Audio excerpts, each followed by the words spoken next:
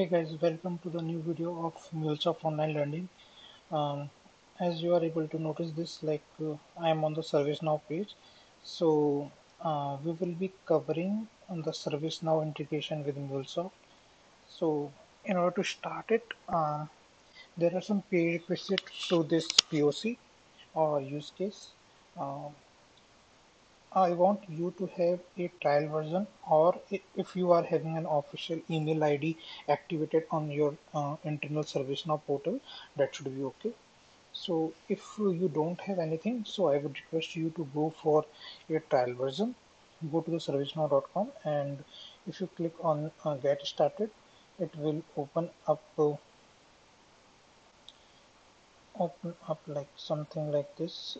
So I will go with application development and I will click on submit. But one more way is to create your profile. So let me show you like how to do it. So uh, I'm on the ServiceNow page. Let me go to the main home page of it. ServiceNow. Or let's go from the very basic google.com, and after that we will search for ServiceNow trial. Okay, so I will go to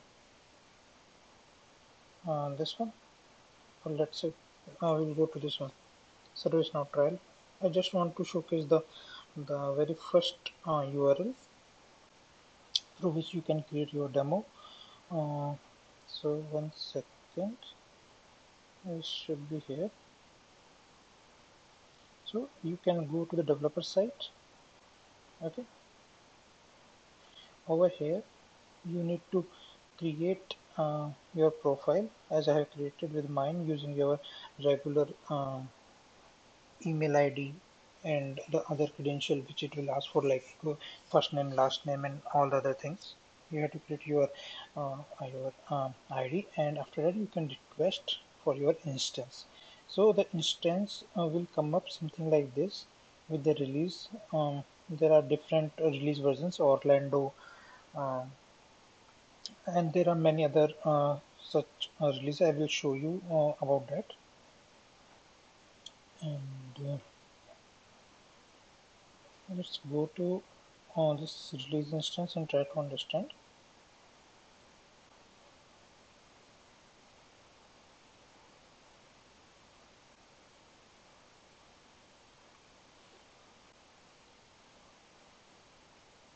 Give me a moment. I'm just trying to go through these particular,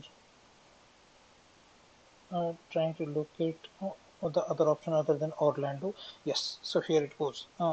We have Orlando, New York, and Madrid for now available in the developer instance. So once you are being done with this, you should be able to see a instance URL available with you. We'll make a copy of this, and this will be very handy, both these values, Orlando and this particular instance URL. And after that you can give it a try. You can click over here, and you can see this familiar ServiceNow page is now opened up. You can go to the incident, check for the incident. All the incident will come up over here depending on the filter values which you are putting in over here. So let's go to the main part of our use case. I will open up my Anypoint Studio 751, that is the latest one, and there are two parts to this particular use case. In the first part we will be creating an incident, and after that we will be trying to fetch the details out of the service now.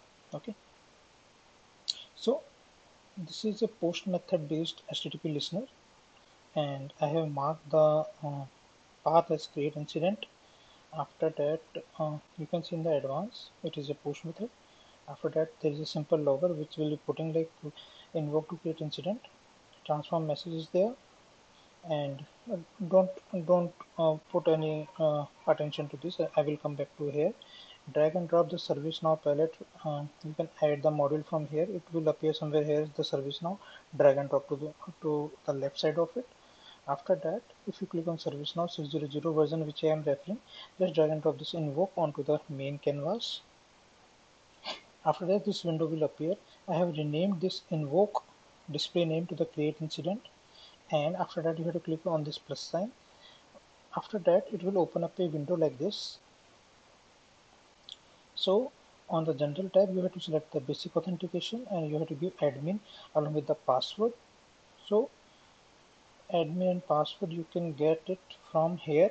It will show the password as well on the first time. Okay, otherwise you can change the password as well. And the same instance URL and Orlando. Apart from Orlando, it is also showing the Madrid and the other one, Madrid and New York. Okay, so that is for developer version, but if you are having the enterprise version, it will show all these possible combinations. After that, you have to go for transport, and you have to select the first default basic auth. You have to give the admin and the same password and go for a test connection. It will take a couple of seconds to establish the connection.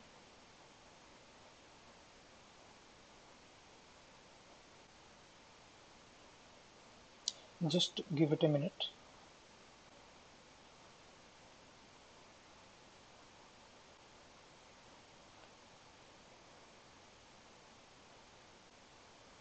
So we are good. I will click on OK, close this window. I will go to the main flow again.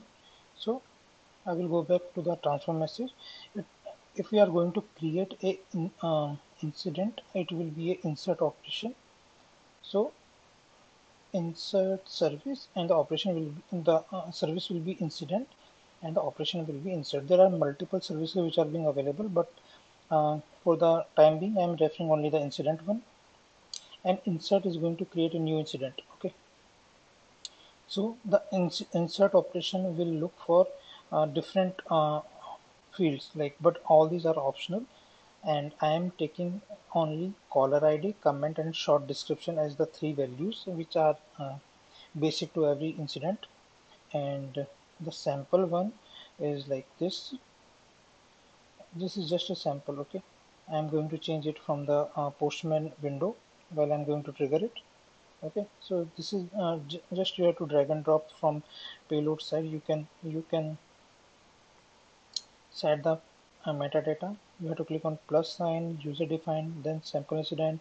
You have to select JSON example, and then you have to traverse through this inside examples, main resources, examples, sample.json file will be there, which I have just showcased over here. I will select this one, and after that I have put down a transfer message just to convert the response of this insert operation into a JSON format, and I will be logging it again. Let's try to run this guy. Okay, I clear up the console, go to the postman. I'm going to database and email for all stakeholders. Okay, I will click on send button.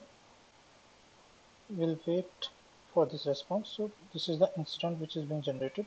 I will go back to this particular thing. Okay, I will check on this particular incident. Hopefully, yes, email down. So it has been created, and call all stakeholders. So you can see caller ID, incident, and the comments are being updated. Now we are going to check the same thing from API. The similar structure will be used, but this time I will be using the get record operation. This get record operation will be looking for an incident number in it. So I will be passing that incident as a number in the number field from INC as a query parameter. This is a get operation starting from the HTTP listener as get incident, and I will be passing INC um, as the query param. So I will copy paste this and I will go to the get operation. I will change the incident number. I will click on send button. So it generated the response. Let's quickly check some of the fields which we are pretty much sure like this is the same one. email down alert. Okay, what else? Incident number and rest of the things you can figure out like this is the same incident. There are many other operations are available within the incident service like delete record, get keys, and all the other stuff. You can update the incident as well. But the main motive of this POC was to showcase the capability of integration between Anypoint Studio and ServiceNow. I hope you like this video, and if you have any queries or concerns, please feel free to reach out to me through comment section of my video. So have a great day and thank you.